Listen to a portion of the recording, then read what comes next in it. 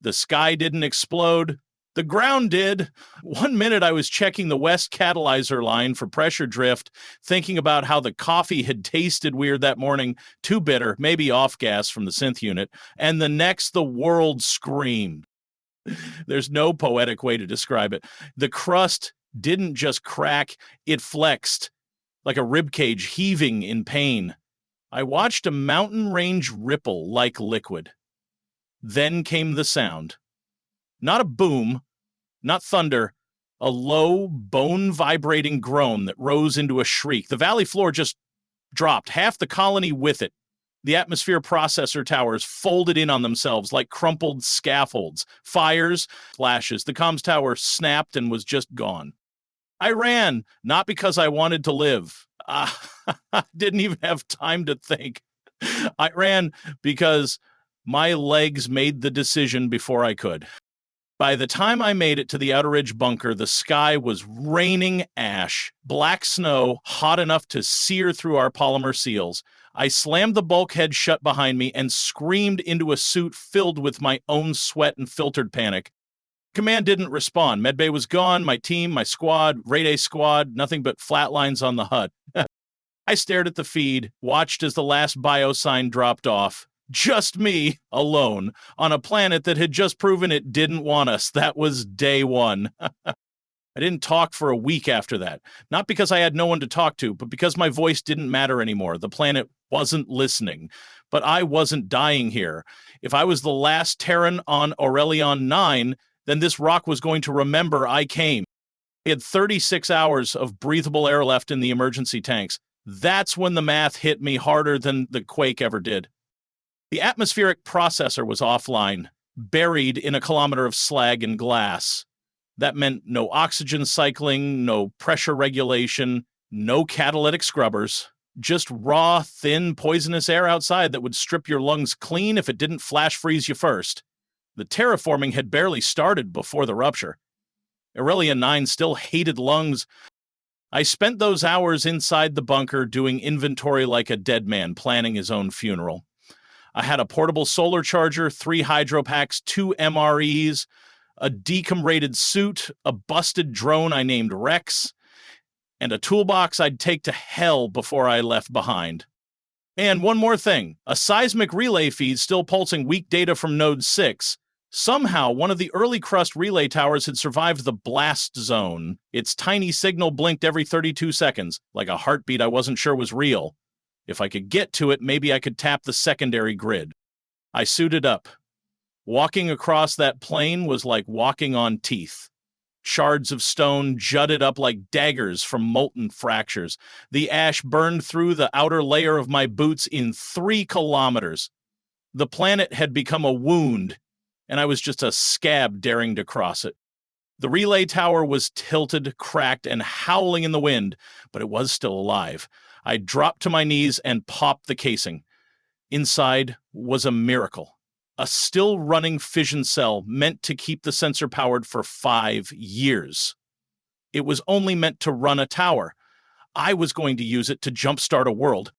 If you'd told me back on Earth I'd one day try to terraform a planet with a wrench, a solar panel, and spite, I'd have laughed in your face. Now, I wasn't laughing. Here's what the manuals don't tell you. The core systems of a terraforming grid can be coaxed into a soft boot with enough continuous power and interface overrides, if you're insane and desperate enough to try. The fission cell from the relay tower gave me just enough juice to breathe life into the interface, not the actual processors. But it was a start, a map, a mind. I linked the power cell to the old diagnostics port on substation Theta. I rerouted bypassed comms to local loopbacks so I could ping the system using my suit's onboard AI, which I had to reprogram from combat utility mode into glorified keyboard. You wouldn't believe how many insults it threw at me. The warning, unauthorized access is a violation of regulation. Override code, bite me. Code accepted. Rex, my busted recon drone, became my assistant mechanic. He couldn't fly anymore, but he could roll and beep and shine a light into places my aging knees hated going. I stripped him down, rebuilt him with parts from 5 other dead bots. Every time I soldered a new wire, it felt like I was putting veins into a corpse. Week 1, I got a diagnostic pulse from Oxygen Tower Delta. Week 3, I triggered its fail-safe heating unit. Week 5, the first oxygen catalyzer hissed, only for a minute. But I cried like a child anyway. I was losing weight, losing time, but gaining purpose. This wasn't about survival anymore. This was war. Me versus entropy, me versus time. And I had no intention of losing. The first real breakthrough came on day 61. Oxygen Tower Delta's internal heater core kicked in, and the catalyzer started producing breathable traces. Not a lot, hell, not even enough to fill a tent, but it meant the atmospheric processor wasn't totally dead, just dormant. Like a heart in shock. I thought I was finally turning the tide. Then the planet reminded me who was boss. I'd hiked north to the crust stabilizer node near the original LZ. Buried under rock and wreckage now, but maybe recoverable. The node had been part of a seismic dampening system, designed to suppress minor quakes while terraforming ran. It was a prototype, barely tested, but if I could bring it online, I could keep the ground from tearing apart what I was fixing. Getting there was hell. Wind shear had picked up. Razor-sharp ice flakes in the upper atmosphere were now blowing sideways across the surface like a damn orbital blender. I had to time my movement between storm pulses. My suit was patched with polywrap and fiber glue. My hands were bleeding inside the gloves from handling too much cold steel. I found the node buried under 4 meters of rock slide. So I did what every combat engineer is trained to do. Dig. With a shovel, I built from a metal tray and a broken drone arm. 6 hours in, I hit the casing. 2 more and I got the panel off. But when I activated the startup relay, something deep underground groaned in protest. I didn't know until too late. The crust shift had twisted the relay cabling. Rebooting the system overloaded the pressure valves nearby. It blew. A pressure vent 5 clicks away ruptured and dropped a rock the size of a dropship right on top of the last intact oxygen tower. Gone. Just like that. I fell to my knees in the ash. I didn't cry this time. I screamed. I buried the oxygen tower with my bare hands. There was no one left to care. I just couldn't stand to look at its twisted frame half sticking out of the ground like a grave marker to my failure. But something cracked in me that day, and not in a weak way, more like a reset. You can only lose so much before pain stops meaning anything. When that happens, the mission stops being survival, it becomes revenge. I wasn't just going to rebuild the systems. I was going to beat this planet into submission. First, I mapped the vent patterns, the ones that had killed the tower. Turns out, Aurelio 9's crust wasn't just unstable, it was predictable. The pressure built in cycles like a thermal heartbeat. I figured out the timing. Then, I built a pressure sink.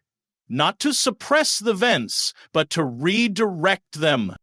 Yeah, I weaponized the volcanoes. I set charges shaped thermal cuts using scavenged induction coils from wrecked harvesters, blew a fissure downrange of the most violent vents, and used their flow to power a thermoelectric converter array I welded together from salvage. I turned geothermal death into a battery. 3 days later, I fired up the power array and watched the thermal gauges tick green. Not nominal, not clean, but enough. Enough to start charging the old terraforming grid in Sector 3. For the first time in over 2 months, I powered a full oxygen node, complete cycle, full loop, sustained pressure, and a whisper in my earpiece. Atmospheric stabilization initiation sequence confirmed. I laughed so hard I nearly passed out. Not because it was funny, because I just kicked this planet in the teeth. The first time I took my helmet off, I thought I was dying. The air was thin, raw, still stung like ammonia in the throat. But it didn't kill me. I hacked, coughed, and spat blood into the dirt. Then I took another breath. I stood there for a full minute, eyes watering, lungs burning, and smiled like a lunatic. It was real. The atmospheric stabilizers in Sector 3 were holding not much, not over a wide area, but enough to create a microclimate. A patch of stable, oxygen-rich air clinging to the surface like a bubble in hell. I sealed it off with pressure gates and named it the Cradle. In that bubble, I got to work. I rerouted power from the geothermal array to the bioseeding systems. Most were too damaged to run properly, but I improvised.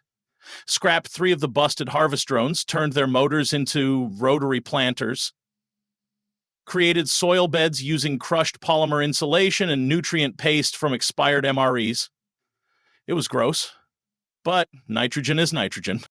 Then I cracked open one of the emergency seed vaults. Inside were earth plants engineered for alien growth cycles, crops, grasses, hardy flora. Stuff we were never supposed to use until after full atmospheric conversion. I planted them anyway. Before anything green took root, I had to get real creative with survival. The MREs ran out fast. First month, maybe. And after that, it was a blend of old rations and worse ideas. I figured out how to run a crude fungal loop using the sealed biorecycler tanks from the medbay. Grew protein-rich mycopaste in darkness, fed it sugar gels salvaged from emergency packs. It tasted like wet drywall and regret. But it kept me upright. Once the cradle stabilized, I started cultivating lichen and hardy crops, grain spike, root leaf, anything that didn't die instantly. Soon after, I could boil a stew that wouldn't kill you. Progress. Slowly, pathetically. Green things rose from the ash. I watered them with recycled condensation from my own sweat and breath. I spent hours watching leaves push through black soil, talking to them like they were old friends. 3 months later, moss began growing outside the cradle's boundary. Aurelia 9 wasn't rejecting life anymore. It was testing it. And this time we passed. Sector 5 was supposed to be dead. That's what the colony schematics said anyway. Total structural loss. Geological collapse, no survivors. But I found footprints. Not mine. Too small. Too fresh. And the dust pattern said no more than a few weeks old. At first I thought I was losing it. I hadn't seen another human in over half a year, but I know prints. These were real, shallow, measured steps. Someone walking careful, maybe wounded. So I followed them. They led to an old terraforming control node, one of the early generation prefab pods that were dropped during initial descent. I'd written it off as buried under rubble. It wasn't. It was dug out. The hatch was open, half melted. Inside, the air was stale but breathable. Racks stripped, food gone, power drained. Whoever had been here scavenged everything and vanished. But they left something. A log.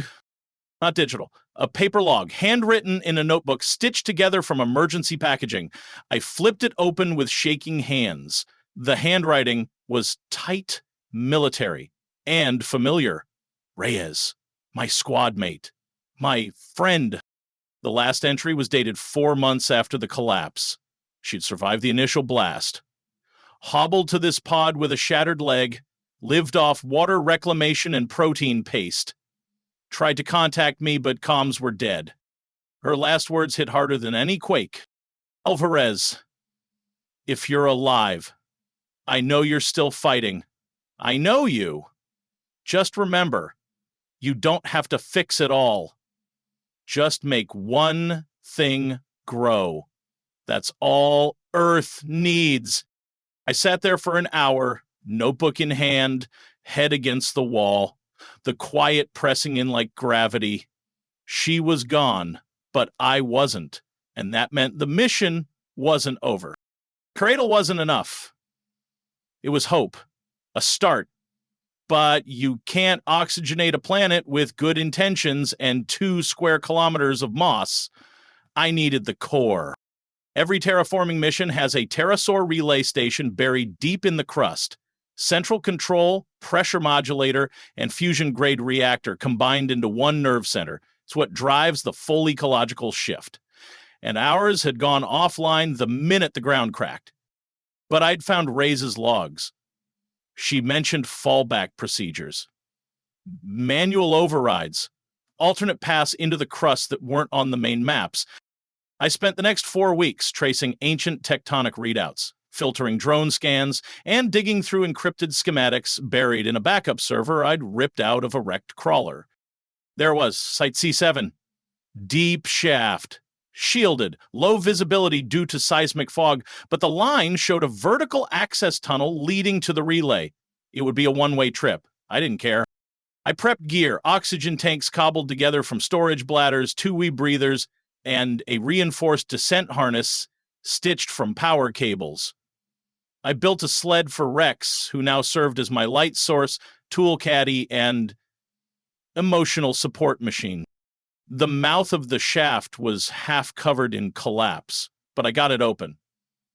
Wind screamed out of it, hot, sulfuric, angry. The kind of wind that wants to flay you alive just for existing. Not today, I muttered, clamping my mask. Then I dropped in. The tunnel was a nightmare. Black rock, screeching echoes, metal struts twisted like bones. Halfway down, the temperature spiked.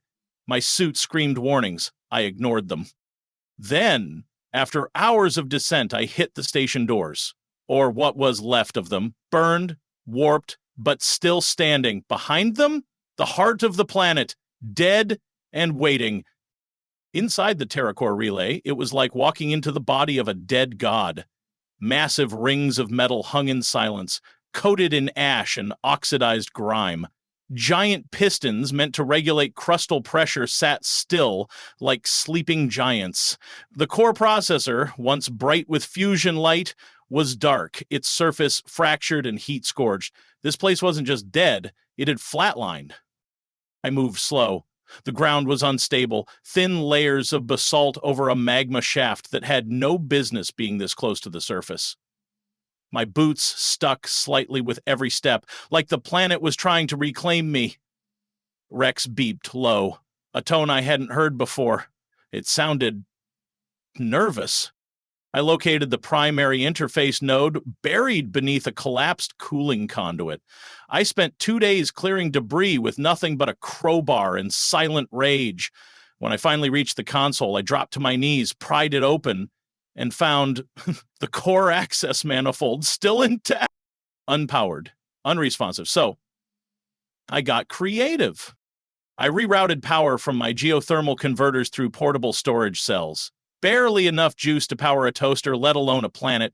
But the system didn't need full power, it just needed a signal. A spark. I bypassed every safety, bridged a high-voltage arc from the converter straight into the ignition relay, and held the contact in place with my bare-gloved hand. The current hit. The station shuddered. Pipes howled. A siren chirped once, then died. Then, core relay, initial boot sequence, engaged. I staggered back, coughing from the smoke. The temperature dropped 2 degrees. A vent opened, exhaled steam. Lights flickered, machines groaned. The planet didn't wake up, but it stirred. The TerraCore was alive, barely, but it was enough. Over the next few weeks, maybe months, time had started blurring, I worked the relay systems like a surgeon with a bone saw. No finesse, just grit and fire and knowing where to cut. I rewired coolant lines using salvaged pipe insulation. I rerouted the subthermal converters through my own backup solar panels. I used my last drone battery to stabilize the crustal valve sink. Every time something groaned back to life, I whispered the same thing. Breathe, you bastard. And it did, slowly, stubbornly. The crust vents began releasing pressure in controlled pulses. The atmosphere regulators started exhaling instead of choking. The microclimate zones, once barely clinging to viability, began expanding. My HUD long since jury-rigged to monitor oxygenation data, began showing green halos spreading across the map. But the work cost me. My left knee gave out completely after I fell down an access shaft. I splinted it with a tension rod and kept crawling. My lungs were never the same after the fourth vent flood gassed me with sulfur and micro ash. I hacked blood into my suit filters for days. Kept moving. My fingers, once nimble enough to do circuit work in EVA gloves, were raw, blistered, scarred. I'd burned off most of my fingerprints. Couldn't even hold a stylus anymore. Didn't matter. I wasn't writing poems. By the time I climbed out of the Terra sucker shaft, the sky was blue, not earth blue, still tinged with purple and haze, but it was open. Light scattered through real, breathable air, and for the first time in years, I saw birds. Tiny ones. Spindly wings, engineered from Earth genomes, but alive, flying. A whole planet, starting to breathe. By the time I limped back to the cradle, the green had spread. Real soil, thin and brittle, but earth-grown covered parts of the valley now. Moss had taken root in places I hadn't touched. The air was thick enough to feel, warm enough to taste. Aurelian 9 had stopped trying to kill me. That didn't mean it wanted company yet, so I started preparing it anyway. I marked out potential drop zones for future colony ships, laid signal buoys made from scavenged comms gear and a few working solar uplinks, programmed a simple beacon loop. Biosphere active, safe landing corridor inbound. Safe. That word felt heavy, maybe even dishonest. But I meant it. I'd made it safe. Safe enough to matter. Safe enough that someone might walk here one day and not choke on their first breath. I didn't think I'd be around to see it. The cold had settled into my bones like old regret. My knee wouldn't take my weight without the brace. I blacked out sometimes. Random, sudden. Could have been oxygen deprivation or just time cashing in the debt I'd been ignoring. Didn't matter. The mission wasn't about me anymore. I found a rise in the center of the valley, used broken scaffold poles to build a frame, wrapped it in thermoweave, and rigged a stabilizer anchor at the base. Then I raised the last thing I had, the Terran flag, still folded in my pack, somehow untouched. The kind we were supposed to raise after terraforming succeeded.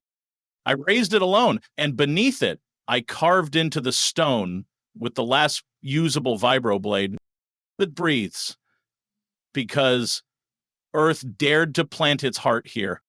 I didn't cry, but I did sit there, just breathing. I don't know how much longer I've got. Time's gone slippery. I sleep more than I work now. Hands tremble, breaths rattle. But the air is clean. That's the part that still makes me smile. Some mornings I wake up thinking I'm back in the barracks, Earthside. Smell something like pine. Then I remember, there are no pines here, just growth. Engineered seedlings adapting to alien soil. Moss turning rock to loam. The biosphere pushing outward, centimeter by centimeter, like lungs expanding after near death. I keep the beacon on a loop. Airsphere stable, landing possible, welcome to Aurelian 9. I don't know if they hear it, I don't know if anyone's still listening, but I keep it running. There's a rhythm now, wind through grass. Bird song, not earth birds, not really, but ones grown from the seed bank. Their wings are thin like paper and they chirp like broken radios, but they fly. They live. So do the trees, so does the sky. I sit by the flag most evenings. It's old now. The fabric's fraying, the pole leans a little from crust settling, but it's still there, still standing. I anchored it so deep into the stone, it would take the planet cracking open again to rip it out. That feels right. I carved the words with the last of my vibroblades, then traced them by hand every time I passed by, not for others, for me, so I wouldn't forget why I kept going. This planet breathes because Earth dared to plant its heart here. I'm not afraid anymore. If they come, they'll find this place alive, And if they don't, the world will remember I was here. The recorder still works, barely. I rewired it to loop off a trickle from the solar panels I planted into the cliff wall. Little bastards get just enough light through the haze to keep one last message alive. That's the idea. Even if my body gives out, my voice won't. I've been rehearsing what to say. It's funny. Fought, bled, broke myself rebuilding this place, and now I'm stuck on words. Not because I don't have anything to say, but because I have too much, so I settle for this. Whoever finds this, you made it. You stood where we fell. This world wasn't given to you. It was bought, meter by meter, breath by breath. If you're hearing me, that means Aurelion 9 finally forgave us for showing up uninvited. I cough, let it run, keep talking. The first team's gone. All of them. They didn't fail. They just ran out of time. I didn't. I had nothing left but time, so I used it. I glance toward the flag. It's whipping in the wind again. That still makes me proud. It feels like it's saluting me every time it moves. I was a combat engineer, siege division. We build under fire. We hold when no one else can, not because it's glorious, because it's necessary. That's what Earth taught me. That's what I buried in this soil. I lean back against the rock, staring at the sky. There's color now, not just haze, real gradients, faint gold in the clouds, blue, life. If there's still a Terracore out there, tell him this planet's not hostile anymore. She just needed someone to earn her trust. I cut the feed, smile faintly, and whisper what I never had the chance to say. Welcome home. I don't sleep much anymore. Not because I'm afraid. Fear left me years ago. No, it's something else now. Like my body's saving the last of its strength for the final job, holding this place a little longer, just in case. Sometimes, in the still hours before sunrise, I walk the perimeter. The grass crunches under my boots. Ha! There's dew now. Real moisture cycling through air and soil like a living thing. That shouldn't even be possible this soon.